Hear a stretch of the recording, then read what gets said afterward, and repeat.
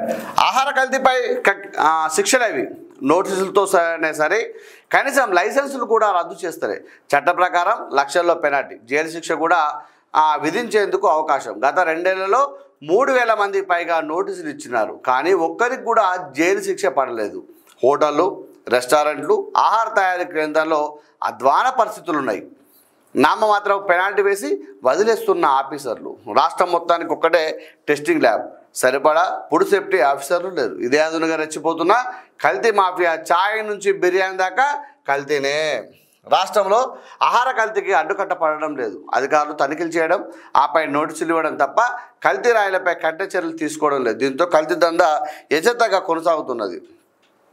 పాలు, tea powder మొదలుకొని నూనె, కారం, అల్లం వెల్లుల్లి పేస్ట్ దాకా అన్నీ కల్తీ చేస్తున్నారు. హోటళ్ళు, రెస్టారెంట్లో కులిన చికెన్, మటన్తో పాటు బిర్యానీలు కూడా వడ్డిస్తున్నారు.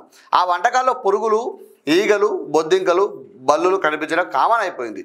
వీటిపై ఎవరైనా ఫిర్యాదు చేయగానే ఫుడ్ సేఫ్టీ ఆఫీసర్లు తనిఖీలు చేపట్టి అక్కడి అధ్వాన పరిస్థితులపై ఫోటోలు, వీడియోలు రిలీజ్ చేయడం, బాధ్యులపై కఠిన చర్యలు తీసుకుంటామని చెప్పడం పరిపాటిగా మారిపోయింది. ఆహార కల్తీకి పాల్పడుతూ రెడ్ హ్యాండెడ్గా పట్టుబడుతున్న వాళ్ళపై ఆఫీసర్లు కఠిన చర్యలు తీసుకోవడం లేదు. చట్టాలు పటిష్టంగా ఉన్నప్పటికీ కేవలం నోటీసులతోనే, మహా అయితే నామమాత్రం పెనాల్టీ వేయడంతోనే సరిపెడుతున్నారు.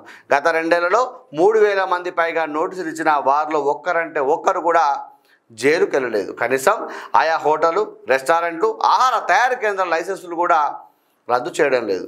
దీంతో ఫుడ్ సేఫ్టీ అధికారులు ఎన్ని తనిఖీలు చేస్తున్నప్పటికీ కల్తీ రాయలు అదరక బెదరక తమ దందా కొనసాగుతూ ఉన్నారని చెప్పి ఒక వార్త కథనం వచ్చింది.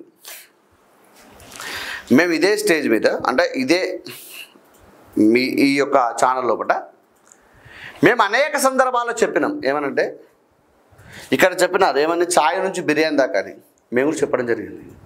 అనేక సందర్భాల్లో కూడా ప్రతిదీ కల్తీ అవుతూ ఉన్నది. అసలు సరే ఇక చిన్న చిన్న పక్క పెడితే ఇలా పెద్ద పెద్ద 5 స్టార్ హోటల్స్ అని చెప్తూ ఉంటాం, 3 స్టార్, 2 స్టార్, 1 స్టార్ హోటల్ అని చెప్తూ ఉంటాం కదా. పొద్దున్న లేస్తే టిఫిన్ దగ్గర నుంచి మొదలు పెడితే రాత్రి ఇక బిర్యానీ తినేదాకా కూడా ఎగ్జాంపుల్ చెప్తా ఉన్నాను. అక్కడి వరకు కూడా మన హోటల్ మాత్రం అందంగా తీర్చిదిద్దడం జరుగుతూ ఉంది. లోపలికి వెళ్ళగానే మంచి ఏసీ వస్తుంది, చెట్లు కూడా మన రంగురంగుల పూల చెట్లు, రకరకాల ఆకర్షితంగా ఉంటుంది. కానీ ఒక్కసారి ఆ డోర్ తీసుకొని ఆ వంట రూమ్లోకి పోయినట్టయితే పూర్తిగా ఏముండదు. ఇక మీరు గమనించిన మిత్రమా, ఏముండదు అక్కడ. మొత్తం అధ్వాన పరిస్థితి ఉంటుంది అక్కడ. ఫ్రిడ్జ్లలో మొన్నెప్పుడో 4 రోజుల క్రితం కూర్చిన మటనో, చికెనో ఆ ఫ్రిడ్జ్లో పెట్టుంటుంది. ఆఖరి కుళ్ళిపోయే పరిస్థితిలో కూడా ఉంటుంది.